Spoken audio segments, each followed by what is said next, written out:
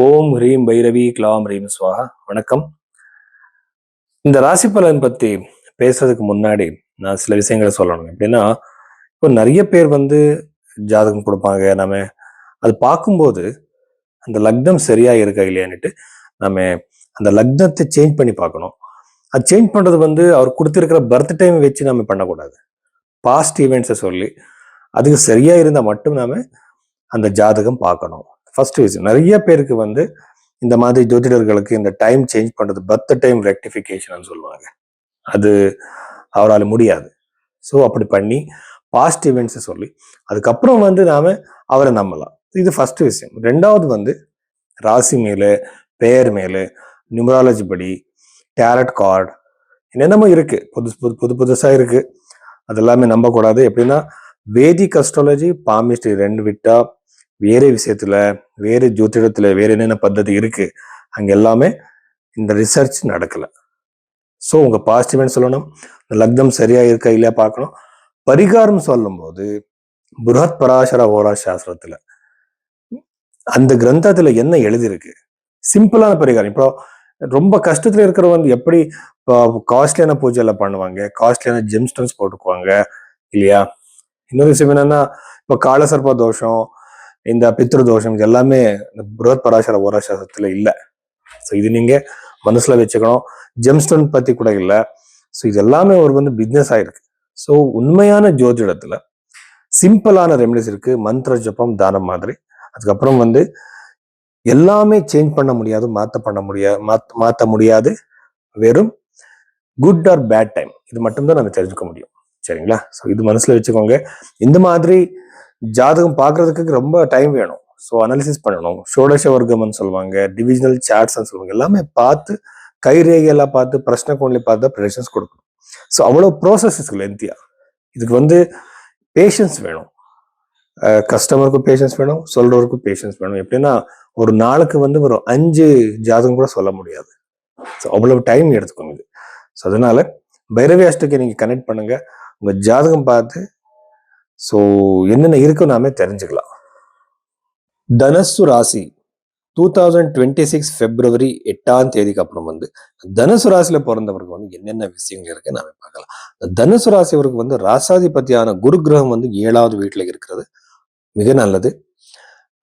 இங்க அது first quality அது கல்யாணம் கொடுக்குற சான்ஸ் அதிகமா இருக்கு. திருமண யோகம், யார் யாருக்கு கல்யாணம் நடக்கலையோ, யார் தேடுறீங்களோ நல்ல ப்ரொபோசல், அவருக்கு எல்லாமே நல்ல ப்ரொபோசல் கிடைக்கிற வாய்ப்பு இருக்கு. ஒருவேளை உங்க ஜாதகத்துல நாடி ஜோதிடம் படி எங்க உங்க குரு கிரகம் இருக்கோ அங்கே நட்டல் குரு கிரகம் இருக்கும்போது டிரான்சிட்ல வரப்போற இந்த குரு கிரகம் டச் பண்ண கண்டிப்பா அவருக்கு கல்யாணம் நடக்கும். ரொம்ப ஈஸியா சொல்ல முடியும். குரு கிரகம் கல்யாணம் பண்ற ஆகிற யோகம் அதிகமா இருக்கு. உங்களுக்கு திருமண வாழ்க்கை நல்லா இருக்கும். ஜாதகத்தை சயின்டிபிக்கா மேட்ச் பண்ணி கல்யாணம் பண்ணிக்கோங்க. வெறும் நீங்க ஃபேஸ் வேல்யூன்னு சொல்லுவாங்க, அதை அவர் பார்த்து ரொம்ப ஸ்மார்ட்டா இருந்தா கல்யாணம் பண்றது அவ்வளவு சயின்டிபிக்கா கிடையாது. ஒரு ஜாதகத்தை மேட்ச் பண்றதுன்னா வெறும் பொருத்தம் பார்க்கறது கிடையாது. அந்த ஜாதகத்துல அந்த பர்சனுக்கு சைக்கலாஜிக்கல் ப்ராப்ளம் இருக்கா, சந்தான யோகம் எப்படி இருக்கு, கரியர் எப்படி இருக்கு, அவரோட ஆயுள் ஹெல்த் எப்படி இருக்கு, இது எல்லாமே ஒரு ஜோதிடர்னால சொல்ல முடியும் ஜாதகம் பார்த்து. அப்படி எல்லாம் சொல்ல முடியாதுன்னா அவர் ஜோதிடர் கிடையாது. அந்த ஜோதிடத்துக்கு அந்த அவ்வளவு இது இருக்கு, ஸ்கோப் இருக்கு. ஸோ இது ரெண்டாவது விஷயம் இது அன்எக்ஸ்பெக்டட் ஃபைனான்சியல் கெயின்ஸ். நீங்க பணம் கொடுத்துருப்பீங்க, அவர் திரும்பி கொடுக்குற வாய்ப்பு இருக்கு. அன்எக்ஸ்பெக்டடா பணம் வர வாய்ப்பு இருக்கு.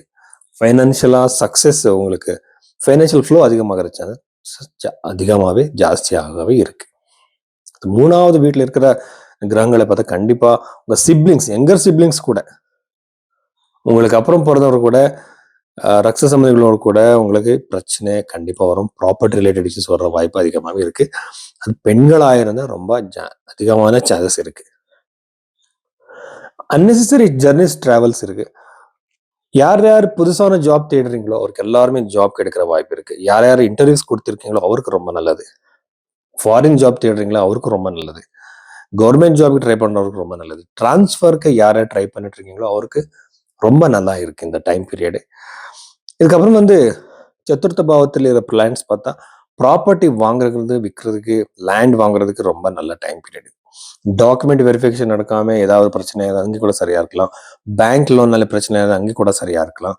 இந்த மாதிரி இந்த மாதிரியான நிறைய சான்சஸ் இந்த ராசியில பிறந்தவருக்கு இருக்கு. நவம பாவத்துல இருக்கிற கேத்து கிரகம் பார்த்தா கண்டிப்பா உங்களுக்கு மேலே இருக்கிற அதிகாரிகள் கூட, உங்க பாஸ் கூட, உங்க அப்பா கூட சண்டைகள் நடக்கும். ஜாகிரதை இருங்க. எப்படின்னா கம்யூனிகேஷன் பண்ணும்போது கொஞ்சம் நீங்க கண்ட்ரோலடா இருங்க. ஸோ என்னமோ பேசினா அது கான்சிக்வன்ஸ் அவ்வளவு நல்லா இருக்காது. ஸோ இந்த விஷயம் பத்தி மனசுல வச்சுக்கோங்க. இந்த தனுசு ராசியில பிறந்தவருக்கு ரொம்ப நல்ல டைம் பீரியட் இருக்கு. நல்லது. நன்றி.